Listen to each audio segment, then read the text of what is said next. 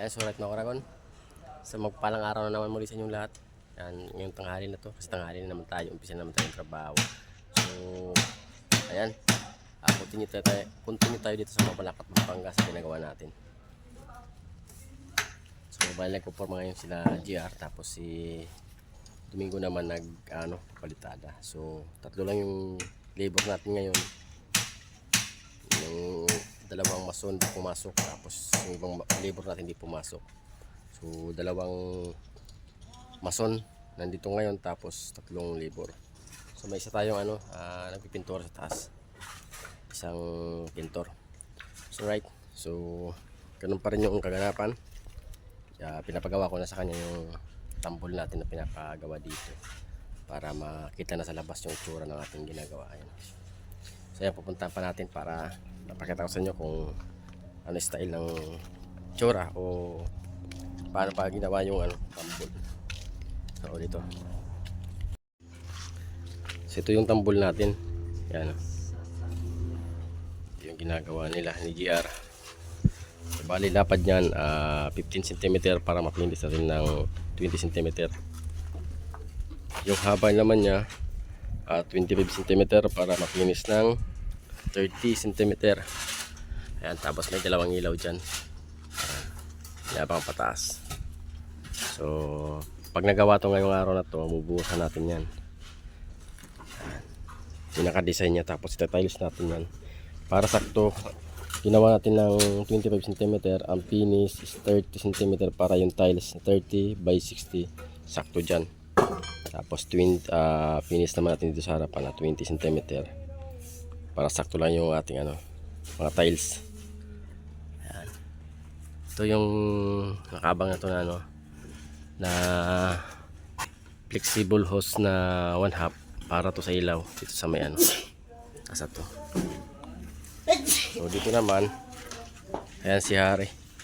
So pinapatanggal ko na yung mga tambak dito na para maklear nga dito banda, ma-finish naman yan, maayos na. Tapos yung dito kasi yung tirang yung tira natin na stone, pag natanggal na yan, so continue natin na lagyan ulit dahil hanggang silalim kasi walang walang stone. So dito lang nakalagay.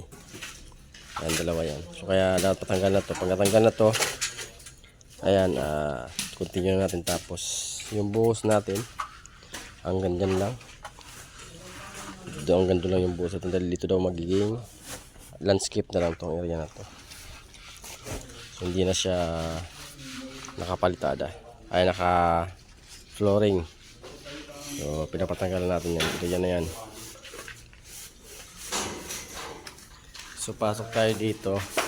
Ayan yung dalawang labor natin naghahalo para naman dun sa pinapalitadaan ni Domingo. So dalawang supot tinalo nyo, no? Yan, dalawang supot tinalo nila. Punta na tayo. So ito na yung tinitira ni Domingo. Ayan, o. Ayan na yung tinitira niya para matapos na rin yan. Pagkatapos kasi niyan, ito yung susunod. Pagkatapos to, rurupingan naman natin yan kasi naka-slip yung bulong natin dito. So tapos yung mga area na to, yan o, tira na yan, wala pang palitada. Tapos tong walang palitada na yan, kiss-kiss-pied kung tawagin sa atin. So wala nang tansi-tansi, wala nang bara-bara, basta pag pinahid, bully. Ganun lang. Yung sa mga bakod na yan, wala na yung wala nang layout. Tira lang ng tira. Yun yung tinatawag natin na kiss-kiss-pahid. So hinihintay na natin. Naghihintay na lang ako ng deliver na simento. Dahil wala na yung simento. Tapos metal paring. Tapos para sa fittings na mga tubero natin, wala na. Hinihintay natin kasi simento natin wala na. Tapos na. So isa na lang natin dalawa. Ayan. Tapos yung metal paring hinihintay ko dahil maya lang. Doon tayo sa taas umpisa naman ako mag metal paring. So tayo na mag metal paring dahil kung nalang tayo, nagbawas ng tao. So tayo na yung gagawa sa metal paring. So, pati ako mag-metal paring na. Dalawa na kayong metal paring dito. So, dito yung area na to. Yung tiris. Yan. Yun yung umpisan ko mamaya-maya. Pag dumating yung ating metal paring. So, bali may metal paring tayo dito. Ayan. Kulang lang. Wall angle. Tapos steering channel. Yun ang kulang natin. Ay, yung hinihintay ko para may fix natin yun. So, magiging design nito flat lang. So, sa mga kwarto-kwarto, magkakaroon tayo dito daw ng shadow. Shadow na lang yung gusto ni Bossing ilagay. So ngayon, dito sa taas, pinapatanggal ko na rin yung mga tay-tay. Kung tawagin sa atin tay-tay, yung mga pinaghaluan na kumapal, pinapabaklas ko. Para, pag nag-tiles tayo, number 1 yan dapat tinatanggal. Pag nag-tiles tayo, hindi ko mapak yung ginagawa natin kasi dyan nagkakasanhi yung kapak, kung tawagin sa atin kapak kapag nagta-tiles. So kaya yung pinapachipping ko, ang dami niyan. Yan, nakasako na siya ng 3-4 na sako. So kahit anong iwas mo talaga sa mga ganyang bagay, talagang magkakaroon.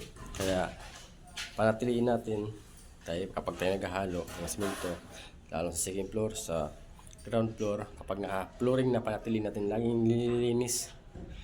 So, dito lagi natin ito nililinis, pinapalinisan ko, pero ganun pa rin talaga. Hindi nila naiiwasan magkaroon ng ganito kakapal. Yun ang tanggal dyan. So, puntahan pa natin sa kabila, ganun pa rin yun. Kasi napagawa natin sa kabila, magkaroon pa rin. Ayan o. So yan.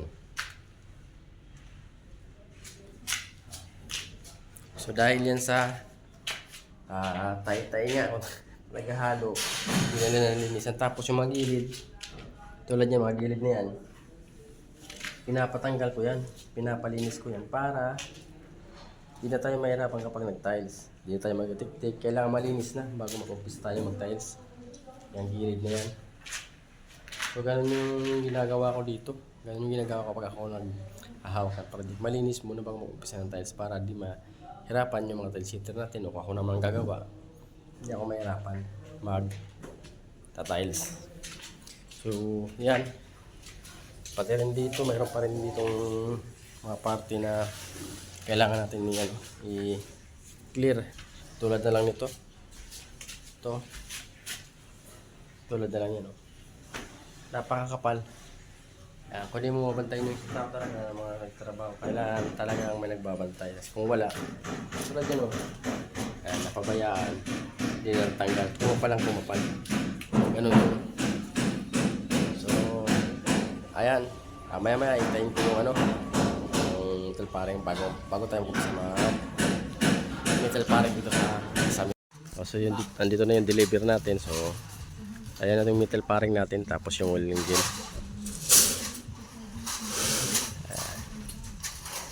Tapos ang simento natin na 50 piraso. Tapos may bakal tayong 20 piraso.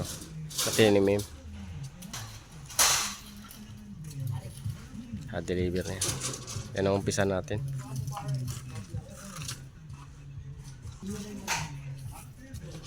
$20 no?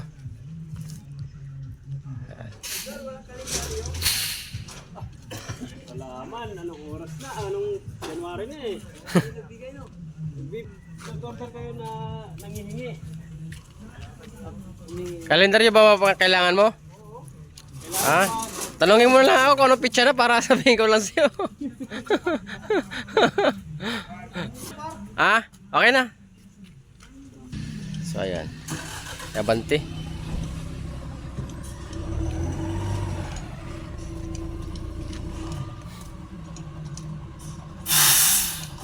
So.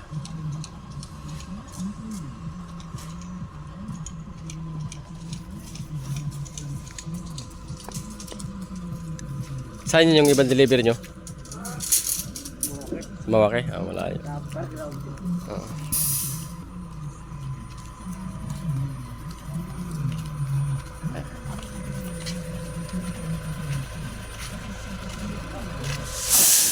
Okay.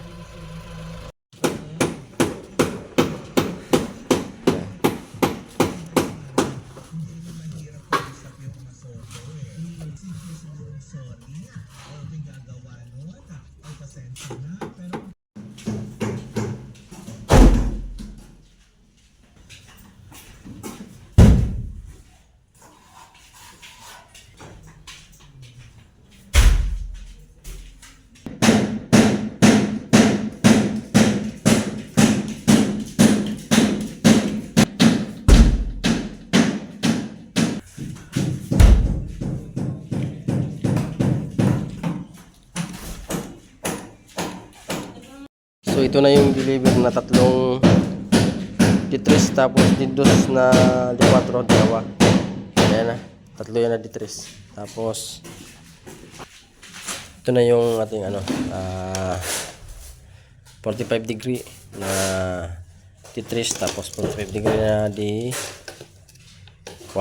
Tapos meron tayo ditong blend rivet. Yan. Tsaka anil, yung slim nail. Yan, slim nail. Ito yung gagamitin natin. Tapos yan, concrete.